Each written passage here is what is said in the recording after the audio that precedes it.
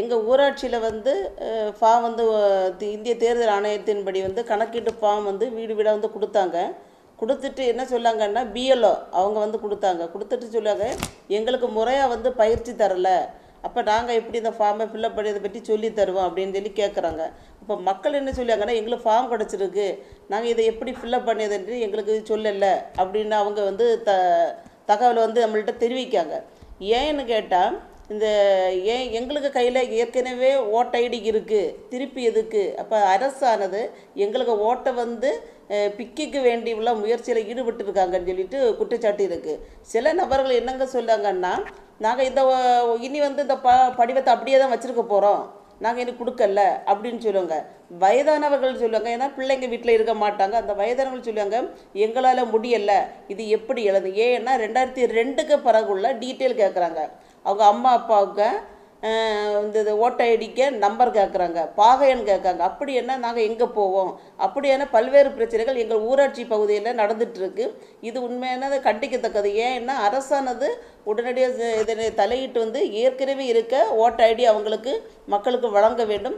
இனியும் புதிய நபர்கள் சேர்க்க இருக்காங்க, அவங்களையும் வந்து இதில் சேர்க்க வேண்டும் என்று முழுக்க ஊராட்சி சார்பாக கேட்டுக்கொள்கிறோம். இதில் முக்கியமாக வரக்கூடிய பூத் லெவல் ஆஃபீஸர்கள் அந்த பகுதிக்கு வரும்போது அந்த 2002 லிஸ்ட் எடுத்துகிட்டு வர்றாங்களா, அதை வைத்து அவங்கள மக்கள்கிட்ட சரிவாக்க முடியுதா? இன்னொன்று, அந்த ஃபார்மில் 2 பாக்ஸ் இருக்குது. ஒன்று 2002 லிஸ்ட்டில் நீங்கள் வாக்களிச்சிருந்தா அதில் டிக் பண்ணலாம், இல்லைன்னா அந்த பெற்றோர்கள் வாக்களிச்சாருன்னா இன்னொரு பாக்ஸ் ரைட் சைட் பாக்ஸ்ன்னு இருக்குது. இந்த தகவல்லாம் மக்கள்கிட்ட அவங்களுக்கு புரிஞ்சிருக்கா? இந்த விஷயங்கள் எல்லாம் மக்களுக்கு வந்து கன்வே பண்ணுறாங்களா? அந்த அவர்களுக்கு சரிவர சொல்லி விளக்குறாங்களா? வரும்போது இந்த லிஸ்ட்டு கொண்டு வர்றாங்களா பிஎல்ஓஸ்? சார் வந்து ஃபார்ம் எல்லாம் கரெக்டாக வந்து கொடுத்துட்ருக்காங்க.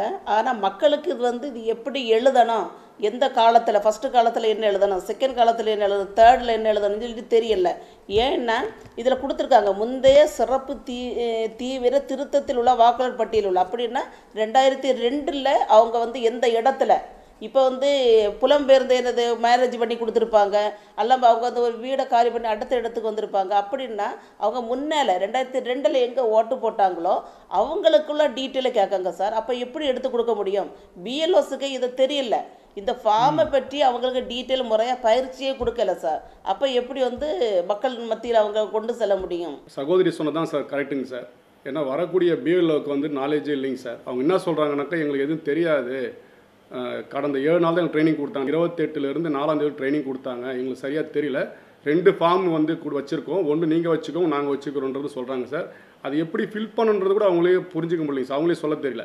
ரைட் சைடு ஃபஸ்ட்டு ஃபில் பண்ணுங்கள், செகண்ட் வந்துட்டு இது லெஃப்ட் ரைட்டு நீங்கள் ஃபில் பண்ணாதீங்க, நாங்கள் ஃபில் பண்ணுறோம் அப்படிங்கிறதும் சொல்கிறாங்க. சைமல்டேனியஸ் பார்த்தீங்கன்னா இது லெஃப்ட் ரைட்டுங்கிறது அவங்களுக்கு வந்து சரியான முறையில் கோச்சிங் இல்லைன்றது அவங்க சொல்லி ரொம்ப வருத்தப்படுறாங்க சார். 7 நாள் எங்களுக்கு ட்ரைனிங் கொடுத்துட்டு நாங்கள் எதுவும் பண்ண முடியல அப்படிங்கிறது சொல்கிறோம். நாங்கள் பார்த்த வரலுமே சார் இப்போ எங்கள் பகுதியில் பார்த்தீங்கன்னா 1137 ஓட்டு இருக்குங்க சார் எங்கள் பகுதியிலைங்க சார். இதை டோட்டலாகவே அவங்க வந்துட்டு இதுவரையும் அப்ளிகேஷன் வந்து கொடுத்துக்கிறது வந்து பார்த்தீங்கன்னாக்கா 387 அப்ளிகேஷன் சார் கொடுத்துருக்காங்க. அது கூட வந்து ஃபோட்டோ எடுத்துக்கிட்டு போயிட்டாங்கன்னா திரும்ப வந்து 2 நாள் சென்று வரேன் 3 நாள் சென்று வரேன் தான் சொல்லிட்டு இருக்காங்க. மக்கள் ரொம்ப இதில் சிரமத்துக்கு ஆளாகிறாங்க சார். ஏன்னா அவங்களுக்கு சரியாக புரியல. ஸோ அவங்க வந்து காலையில் வந்து வேலைக்கு போகிறாங்க, லேபர்ஸு அதர் ஒர்க்கெலாம் போகிறாங்க, விவசாயத்துக்கெல்லாம் போகிறாங்க. அப்படின்னும் போது மக்களுக்கு வந்து இது என்னன்றது நாங்கள் நாளைக்கு வந்து பார்க்குறோம், எங்களுக்கு சரியாக புரியல நீ சொல்கிறதுன்றது தான் ரொம்ப மக்கள் சிரமத்துக்குள்ள ஆளாகிறாங்க சார். அந்த பிஎல்ஓ ஆஃபீஸர்ஸே வந்துட்டு எங்களுக்கு சரியான கோச்சிங்கிறது வருத்தப்படுறாங்க. ஏன்னா இது ஏற்கனவே கரெக்டாக இருந்தது, ஏன் தான் இப்படி பண்ணுறாங்க இல்லை அப்படின்றது மக்களே அவங்களே ஆஃபீஸர்ஸே ஃபீல் பண்ணுறாங்க. இதுக்கு மேலதிகாரியும் பார்த்தீங்கன்னாக்கா நம்ம வந்து ER1 சொல்லி யாரோ சொல்கிறாங்க. ஸோ அவங்களையும் தொடர்பு கொண்டு கேட்டு சொல்கிறேன்னு சொன்னாலும் அவங்களுக்கு அந்த கம்யூனிகேஷன் இல்லைங்கிறது வருத்தப்பட்டு சொல்கிறாங்க சார். அவர் வேலை வீட்டில் யாராவது இல்லைன்னா 3 முறை திருப்பியும் வந்து அந்த அணுகி அவர்களை வந்து வாக்காளர்களாக்கிறத உறுதி செய்யணும், மீண்டும் SIRல அவர்கள் இடம்பெறதை உறுதி செய்யணும் அப்படின்றது தேர்தல் ஆணையம் சொல்லுது. ஆனால் அது களத்தில் அதற்கான வாய்ப்பு இருக்கா? வாய்ப்பு குறைவுங்க சார். ஏன்னா அவங்க 3 டைம்ஸ் வந்து நம்ம பார்த்துடலான்றது சொல்கிறது வந்து கஷ்டங்க சார். ஏன்னா காலையில் போகிறாங்க, நைட்டு வராங்க, ஆஃப்டர்நூன் வருவாங்க, போயிடுவாங்க சார். பிஎல்ஓங்கிறது என்ன கவர்மெண்ட் ஆஃபீஸர்ஸு.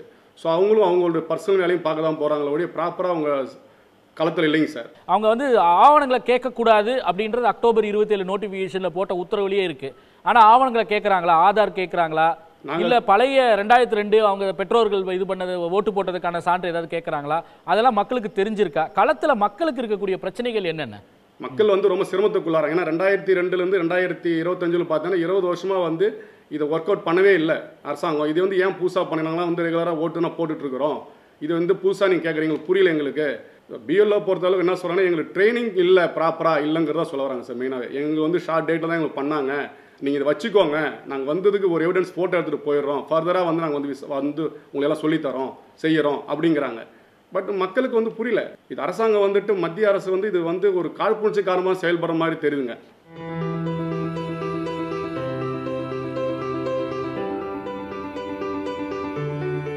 உடனுக்குடன் செய்திகளை தெரிந்து கொள்ள சன் நியூஸ் பெல் ஐகானை கிளிக் பண்ணுங்க.